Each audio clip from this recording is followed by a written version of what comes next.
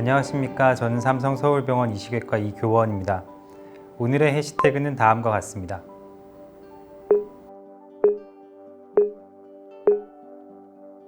육종은 발생 빈도가 매우 낮은 질환이기 때문에 환자분들이 치료를 어떻게 하는지, 추적 관찰은 어떻게 하는지에 대한 정보를 파악하시기가 매우 어려울 것 같습니다. 그래서 오늘은 제가 이런 후복막 육종을 어떻게 진단하고 치료하고 추적 관찰하는지 순서대로 간략하게 말씀드리겠습니다.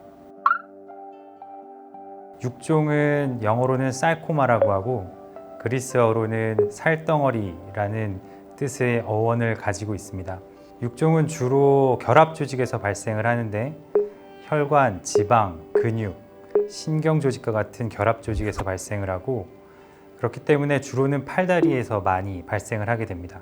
우리 몸에서는 후복막에 이런 결합 조직들이 많고 그렇기 때문에 복강 내에서 또는 배 쪽에서 발생하는 육종의 경우는 대부분 후복막에서 발생하게 됩니다.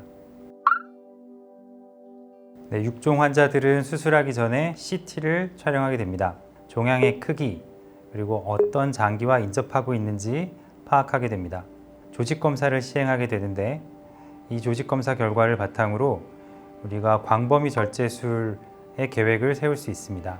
육종의 경우는 국소 재발률이 높기 때문에 다른 암종과 달리 광범위 절제술을 시행해야 하기 때문입니다.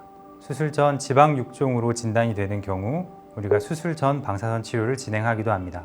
그리고 원발 병소 이외의 전이 여부를 파악하기 위해서 PET를 촬영하게 되고 이런 PET 결과는 조직 검사 결과를 보완해 주기도 합니다.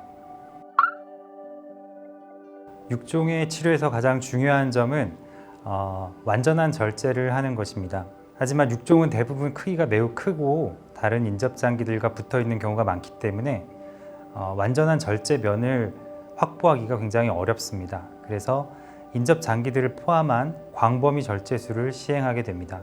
광범위 절제술의 범위는 환자분의 기능적인 손상이 없는 범위 안에서 가능한 인접한 장기를 모두 제거하는 것으로 세우고 있습니다. 최근에는 수술 전 조직 검사를 통하여 미리 육종을 진단하고 수술 전 방사선 치료를 진행하고 있습니다. 육종은 주로 몸 뒤쪽, 종양이 몸에 붙어 있는 부분에서 재발을 하게 되고 방사선 치료의 목표 지점 역시 그런 몸의 뒤쪽에 해당하게 됩니다. 하지만 종양을 제거하게 되면 종양이 제거된 빈 공간으로 장이 들어가게 되고 방사선 치료를 하게 되는 경우 장에 손상을 주는 경우가 많기 때문에 저희는 수술 전 방사선 치료를 가능한 하려고 노력하고 있습니다. 육종의 초기 치료가 진행된 이후는 3개월 간격으로 환자분들을 추적 관찰하게 됩니다.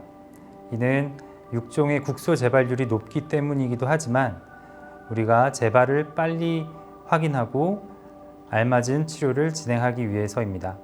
다른 암들과 달리 육종은 5년 이후에도 재발하는 경우가 종종 있기 때문에 환자분들은 5년 이후까지도 추적 관찰을 진행하게 됩니다. 환자분들은 정확한 진단이나 치료에 대해 전문가와 꼭 상의하시고 더 궁금한 내용이 있으시면 댓글이나 병원을 방문하여 상담을 받아보시기 바랍니다. 감사합니다.